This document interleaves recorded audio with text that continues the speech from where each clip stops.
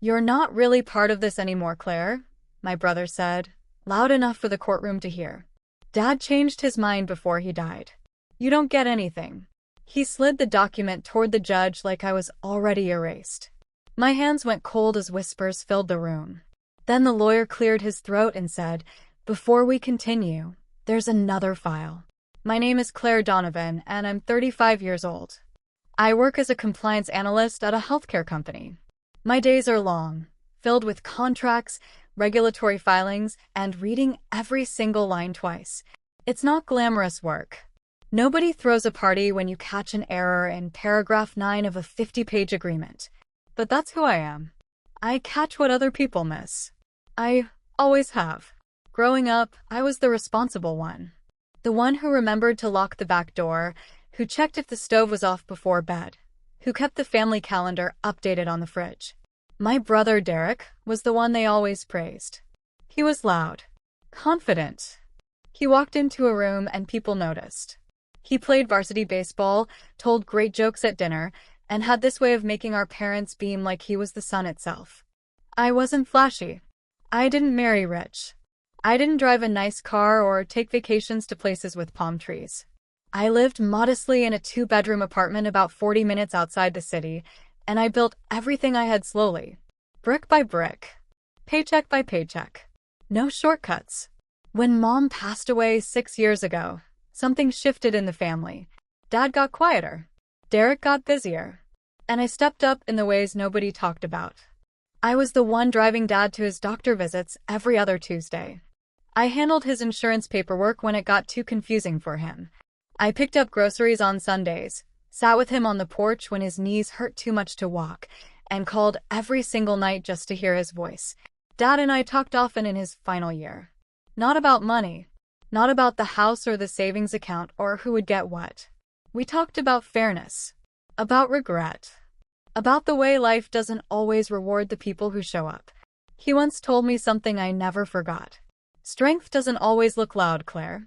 Sometimes it just looks like someone who keeps showing up. That stuck with me because it felt like the first time anyone in my family actually saw me. I wasn't the center of attention. I never had been. I was the steady background support. The one who held things together while everyone else got the applause. And I had made my peace with that mostly. The week before Dad died, he was in the hospital. His breathing was shallow and his eyes were tired, but he was still sharp enough to hold my hand and say something that didn't make sense at the time. "If things get complicated, trust the records." I remember blinking at him, confused. "What records, Dad?" He just squeezed my hand and closed his eyes. I didn't know those words would matter so much. I didn't know they would save me. I wasn't rich or glamorous. I didn't have a powerful attorney on speed dial or a network of influential people behind me, but I had something they didn't expect. I paid attention. If you've ever been the quiet one in your family, the one who handles the responsibility while someone else gets the applause, this story is for you. Subscribe if you know what it feels like to be underestimated because you don't brag, because you don't announce every good thing you do, because you just do it and move on. Have you ever watched someone else take credit while you carried the weight? Have you ever sat in silence while someone louder told a version of events that erased everything you did? Tell me in the comments. I want to hear your story. And if you believe quiet strength still wins in the end, click hype and let's keep going. Because this story is far from over. The hearing was supposed to be simple. Dad's will had been filed years ago with our family attorney. It was clear, straightforward, and fair. Everything was to be split equally between Derek and me. The house, the savings, a small investment portfolio Dad had built over decades of careful planning. There was no ambiguity. No hidden clauses. Just a father trying to make sure both of his children were taken care of after he was gone. But the morning of the official will validation hearing, something changed. I arrived at the courthouse early. I wore a navy blazer and flat shoes, my hair pulled back. I remember the smell of old wood polish in the hallway, mixed with that faint chemical scent courthouses always seem to have. My stomach was tight, but I told myself this was just a formality. Sign the papers. Confirm the terms. Move on with the grief that was already heavy enough without adding legal proceedings to it. Then I walked into the courtroom and saw Derek sitting at the opposite table with an attorney I had never seen before. Not Mr. Halpern, our family lawyer. Someone new. Someone sharp-looking in a fitted charcoal suit with a leather briefcase that looked like it cost more than my rent. Derek didn't look at me when I sat down. He was leaning over, whispering to his attorney, and there was a confidence in his posture that made my chest tighten. Something was wrong. I could feel it the way you feel a storm coming before the sky changes color. The judge opened the session and asked if both parties were ready to proceed. Derek's attorney stood up immediately. Your Honor, we would like to submit a petition to the court before the original will is validated. The judge raised an eyebrow. On what grounds? On the grounds that the deceased, Mr. Robert Donovan, executed a revised last will and testament approximately 3 weeks before his passing.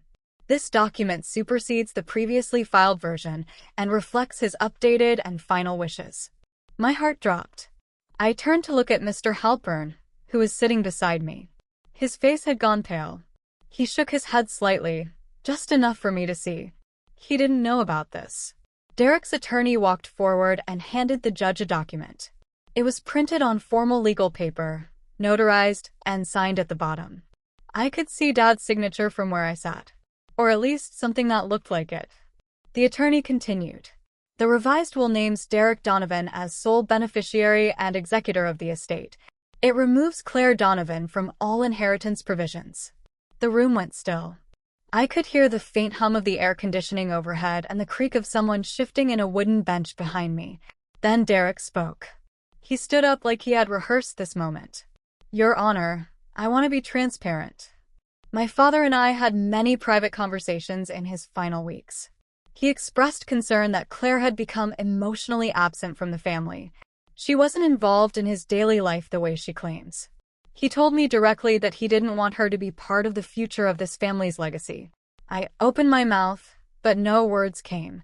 It was like someone had reached into my chest and pulled the air out. Everything he said was a lie.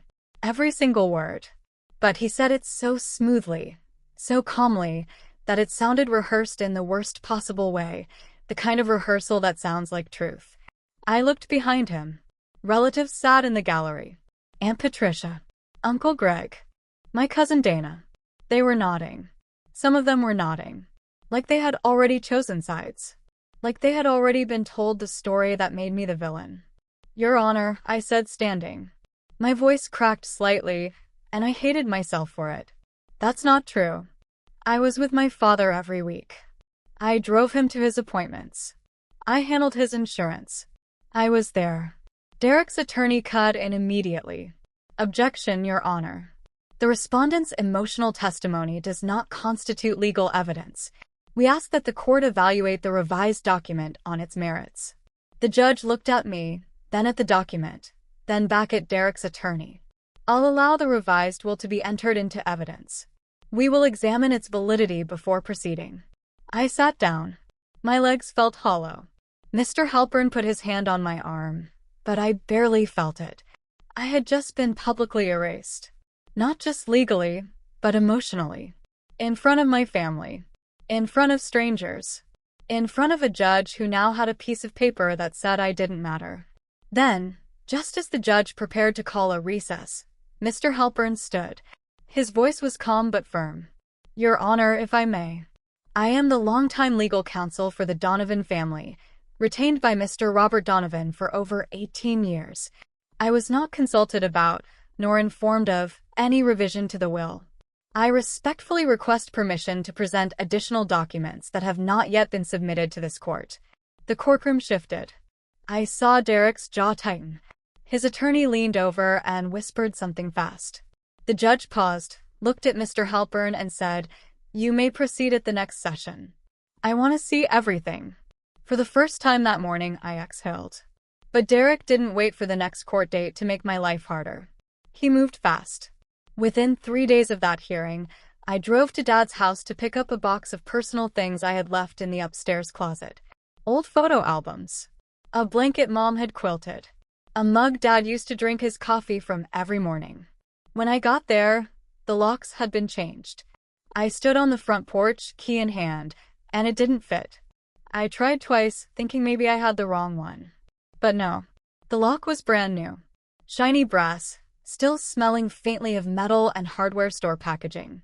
I called Derek. He picked up on the fourth ring. "What do you want, Claire?" "The locks are changed. I need to get my things." "Your things?" He laughed, short and dry. "Nothing in that house is yours anymore. Dad made that clear." "That hasn't been decided yet, Derek. Probate isn't finalized." "It will be.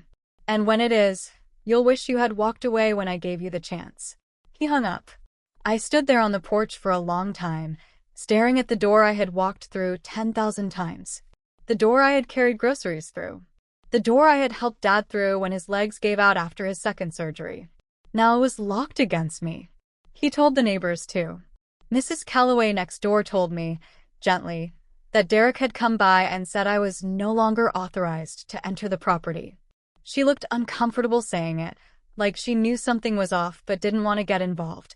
I also discovered that Derek had removed my access to the shared bank account notifications Dad had set up years ago. I used to get alerts whenever a large transaction was made. It was Dad's way of keeping us both informed, keeping things transparent. Now the notifications were gone. I was being shut out piece by piece, like I was a stranger. Then came the memorial luncheon. It was held at Aunt Patricia's house, 3 weeks after the funeral. The family gathered, about 30 people, in a dining room that smelled like roasted chicken and candle wax. I almost didn't go. Part of me knew what would happen. But I went because Dad would have wanted me there. Derek stood up to give a speech. He held a glass of wine and smiled warmly at the room. He talked about Dad's strength, his humor, his values. And then his tone shifted. Dad believed in loyalty, he said. He believed in family. And he always said that showing up isn't just about being there for the easy parts. It's about being there for all of it. Not just when there's paperwork to sign. He didn't say my name. He didn't have to. Every eye in the room flickered toward me. I felt the heat rise in my face. My cousin Dana looked away. Uncle Greg stared at his plate. Nobody said anything. Nobody defended me. After the speech, people moved around the room in small clusters, and I noticed something that cut deeper than any legal document. Nobody sat near me. Chairs emptied on either side. Conversations dimmed when I approached. I was being treated like I had done something wrong, and I hadn't even been given the chance to tell my side. 2 days later, Derek called me. His voice was calm, almost friendly, and that made it worse. "Claire, I want to make this easy for both of us. I'm willing to offer you a settlement. 15% of the estate's value, paid out over 5 years. You sign a release, we avoid a long court battle, and everyone moves on. 15%. Dad had left me 50. An equal share. That's not what Dad wanted, Derek. Dad wanted peace, Claire. And honestly, do you really want to drag this through the courts for years? You know how expensive that gets. You know how exhausting it is. Just take the offer and walk away with something instead of nothing." "I'm not signing anything." His voice turned cold. "Then I hope you're ready for what comes next." I hung up and sat in my kitchen for a long time. The sound of the refrigerator humming was the only noise in the apartment. I thought about giving up. I really did. The weight of it all, the loneliness, the public humiliation, the legal threats, it pressed down on me like a physical thing. But then I remembered what Dad said. Trust the records. So I started collecting. Quietly, methodically, the way I do everything. I pulled hospital visitor logs from the front desk. I gathered email chains between Dad and me, dozens of them, going back years. I saved every voicemail he had left on my phone. I printed timestamps, cross-referenced calendars, and organized everything into files. And then I noticed something that changed everything. The revised will was dated on a Tuesday. I checked my records. That Tuesday, Dad had been admitted to the hospital for a medication adjustment. His chart noted heavy sedation.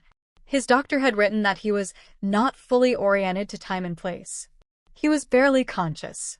And somehow, on that exact day, he allegedly sat down and signed a brand new will.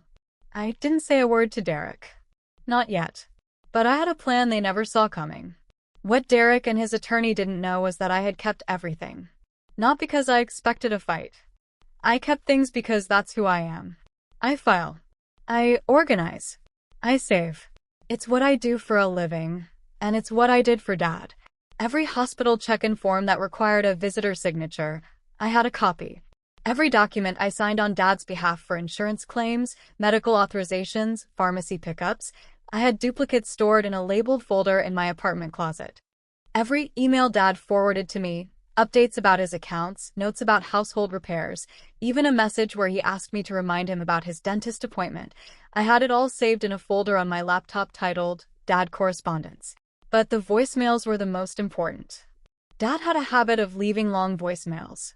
Sometimes they were mundane, asking me to pick up his prescription or reminding me about a leaky faucet. But in his final months, the tone changed.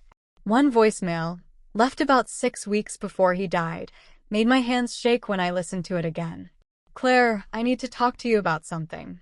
Your brother's been coming around more lately, and I don't know, something feels off. He keeps asking me about the accounts, about the house. I told him everything's already taken care of, but he keeps pushing. I don't like being pushed, Claire. You know that." Another voicemail, left 2 weeks later, was even more direct. "I want you to know that whatever happens, the will I filed with Mr. Halpern is the one that matters. Don't let anyone tell you different. I know what I want, and I put it in writing for a reason." I sat at my kitchen table with my phone in one hand and a notebook in the other, writing down dates, times, and key phrases. I cross-referenced the voicemail timestamps with Derek's claims. He said Dad had voluntarily changed his mind. But the voicemails told a different story. They told the story of a man who felt pressured. A man who was trying to warn me. I also had proof that I was physically present during the week the revised will was allegedly signed. Hospital visitor logs showed me checking in on Monday, Wednesday, and Thursday of that week. Tuesday, the day the new will was dated, I had been at work, but Dad had been sedated in the hospital. He wasn't at home. He wasn't sitting at a desk signing legal documents. He was lying in a hospital bed with an IV in his arm. The timeline didn't add up. Derek's story had gaps, and those gaps were exactly where the truth lived. I didn't confront him. I didn't call him. I didn't post anything or tell any relatives. I just kept building my case, quietly, carefully, and completely. Because the thing about people who underestimate you is that they never see you coming. About a week after the first hearing, I got a phone call from Mr. Halpern. His voice was careful, measured, the way it always was, but there was an urgency underneath that I hadn't heard before. "Claire, I'd like to meet with you privately. There are things I need to share with you before the next session." I met him at his office the following afternoon. It was a small wood-paneled room on the second floor of an old brick building downtown. The bookshelves were packed with law volumes, and framed certificates hung slightly crooked on the walls. The air smelled like leather and old paper. He closed the door behind me and sat down across from his desk with his hands folded. "I want to be straightforward with you, Claire. I was your father's attorney for 18 years. I drafted his will. I witnessed his signature. I stored the original in my safe. At no point did your father ever contact me about a revision. At no point did he express any desire to change the terms." I nodded slowly. "So where did this new document come from?" "That's what concerns me," he said. "But there's more. About 7 months before your father passed, he called me and asked a very specific legal question. He asked, if someone tries to pressure me into changing my will, what protections do I have?" I felt a cold knot form in my stomach. "He was worried," I said. "Yes. And he was clear about who he was worried about, though he didn't say it directly. He asked me to add a clause to his file, not to the will itself, but to a separate notarized letter. It names you as co-executor in the event of a disputed succession. He wanted to make sure that if anything went sideways, you would have legal standing to challenge it." Mr. Halpern opened a drawer and pulled out a manila envelope. Inside was a notarized letter in Dad's handwriting, steady but slightly shaky, dated and signed. My throat tightened as I read it. It was clear. It was direct. It was Dad. "We're going to present this at the next hearing," Mr. Halpern said, "along with the medical records and the voicemail transcripts you've gathered. Together, it paints a very clear picture." He paused and looked at me over the rim of his glasses. "Your brother thinks this case is over. His attorney has already begun drafting asset transfer papers. He told your aunt last week that the ruling is basically done. I looked at Mr. Halpern and felt something shift inside me. Not anger exactly. Something steadier. Something that had been building quietly for months. Then let's show them it's not, I said. The final validation hearing was set for the following Thursday. 7 days away. I spent every evening preparing, organizing my documents, reviewing timelines, and rehearsing what I would say if I got the chance to speak. The tension was almost unbearable. I barely slept. I could hear the clock on my wall ticking in the dark, and some nights it felt louder than my own heartbeat. The courtroom was fuller the second time. Word had spread through the family, and more relatives showed up, filling the benches behind both tables. I could see Aunt Patricia sitting near the back, arms crossed. Uncle Greg was there too, looking uncomfortable. My cousin Dana sat in the far corner, staring at her phone. Derek walked in like he owned the room. He wore a tailored suit and shook hands with two of our cousins before sitting down. His attorney opened a leather portfolio and arranged papers neatly on the table. They looked polished, prepared, untouchable. I sat beside Mr. Halpern in the same navy blazer I had worn to the first hearing. My folder was thick, but my hands were still. I wasn't nervous anymore. I was ready. The judge called the session to order and invited Derek's attorney to present his argument first.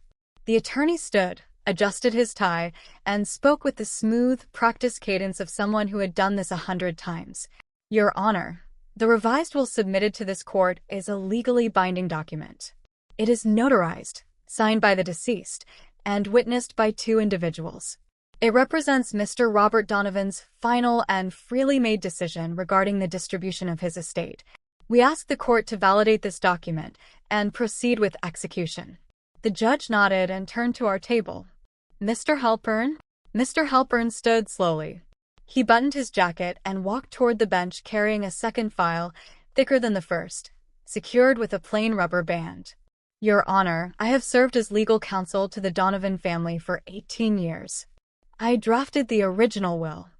I witnessed its signing. I stored it in my office safe. At no point was I contacted about any revision, amendment, or addendum to that document. He paused and placed the file on the edge of the judge's bench. I would like to submit the following into evidence. First, a notarized letter written and signed by Mr. Robert Donovan approximately 7 months before his death.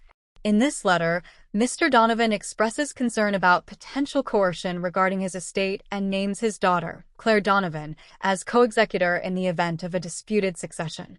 Derek shifted in his seat. I could hear the leather creak beneath him. Mr. Halpern continued. Second, I submit medical records from St. Catherine's Hospital, specifically from the week the revised will was allegedly signed. These records indicate that Mr. Donovan was admitted on Monday of that week for a medication adjustment and was under heavy sedation through Wednesday. His attending physician noted that he was, and I quote, not fully oriented to time and place on the date the revised document was purportedly executed. A murmur passed through the gallery. The judge raised a hand for silence. Third, I submit transcripts and audio files of voicemail messages left by Mr. Donovan to his daughter in the weeks preceding his death. In these messages, he expresses discomfort with repeated inquiries about his finances and estate. He explicitly states that the will filed with my office is the one he considers valid. Mr. Halpern turned slightly toward Derek's table. And finally, hospital visitor logs confirm that Claire Donovan visited her father 3 times during the week in question. She was actively involved in his care. The claim that she was emotionally absent is not supported by any evidence. The courtroom was silent. Not the polite kind of silence. The heavy kind. The kind that presses against your ears. The judge looked at Derek's attorney. Counsel, do you have a response to these submissions? The attorney stood, but slower this time. He opened his mouth, closed it, then spoke carefully. Your Honor, we will need time to review these documents before responding. You'll have it, the judge said. Then she turned to me. Ms. Donovan, would you like to address the court? I stood. My legs were steady. My voice didn't crack. Your Honor, I never asked for more than what my father intended. I didn't come here to fight my brother. I came here to make sure my father's real wishes were honored. He was a careful man. A fair man. And I believe the records show exactly what he wanted. I paused, just for a breath. I never asked for more. Just what was fair. The judge looked at the documents for a long moment. Then she spoke. Based on the evidence presented today, this court has serious concerns about the circumstances surrounding the execution of the revised will. I am ordering the revised document suspended pending a full investigation into the conditions of its signing. In the interim, the original will filed with Mr. Halpern's office will be temporarily reinstated. I heard a sharp exhale from Derek's side of the room. I didn't look at him. I didn't need to. The whispers in the gallery told me everything. His public confidence, the handshakes, the tailored suit, the smooth attorney, none of it mattered now. The records mattered.